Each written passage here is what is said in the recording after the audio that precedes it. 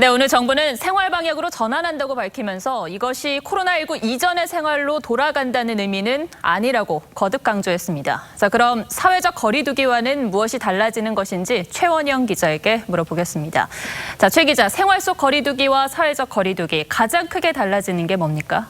네, 먼저 이 개인 방역 수칙은 달라지는 점이 없습니다. 2m 거리 두기와 마스크 착용 등은 앞으로도 잘 지켜야 합니다. 그럼 바뀌는 게 없다는 겁니까? 네, 그렇지 않습니다. 이 공공시설 이용이 달라지는데요. 네. 국립박물관이나 미술관 등 실내 분산시설부터 6일 우선 개장하고 이후 스포츠 관람시설 같은 야외 밀집시설, 그다음 국공립극장과 공연장 같은 실내 밀집시설을 개장하게 됩니다. 네. 학원과 유흥시설 등에 대해서는 원칙적으로 운영을 허용하되 지역 방역 상황에 따라 지자체 재량으로 운영 자제와 같은 행정명령을 실시할 수 있습니다.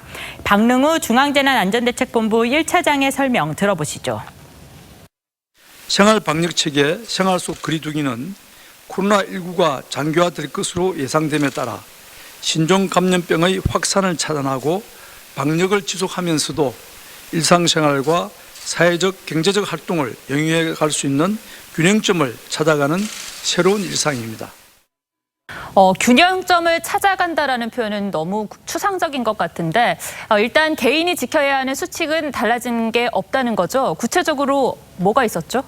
네, 먼저 아프면 3, 4일 집에서 쉬기입니다. 이 가장 기본적이면서도 사업장에 협조가 없으면 지키기 어려운 수칙이죠. 네. 정부는 유급휴가제도 마련 등 법 개정을 검토 중입니다. 다음으로는 실내에서도 2m 거리 두기, 이른바 두 팔 간격 건강 거리 두기입니다. 네. 이 역시도 작고 밀폐된 공간에서는 지키기 어려운데요. 이 경우에는 이 마스크 착용과 소독 등에 더 신경을 써야겠습니다.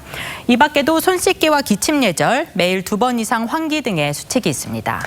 자, 그리고 사회적 거리 두기가 완화가 되면서 종교 활동도 재개가 됐는데 발열 검사나 뛰어앉기 등을 지켜야 하는 상황입니다. 이것도 달라지는 게 없습니까? 네, 이 정부 세부 지침을 보면 이 종교시설에서는 한 방향 보기와 뛰어앉기를 유지해야 하고 합창과 구호는 되도록이면 하지 말아야 합니다. 또 백화점이나 대형마트에서는 이벤트를 자제하고 시식과 화장품 테스터 코너를 최소화해야 합니다.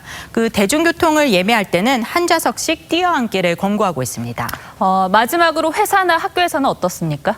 네, 이 공동체에서는 집단 방역을 위해서 방역 관리자를 지정하고 발열 체크 등을 관리해야 합니다. 이거는 아파트 분여회나 동호회 등 사적 모임도 포함입니다. 그러니까 지금까지 국민들이 잘 지킨 대로면 하면 되겠네요. 네, 최 기자 오늘 잘 들었습니다.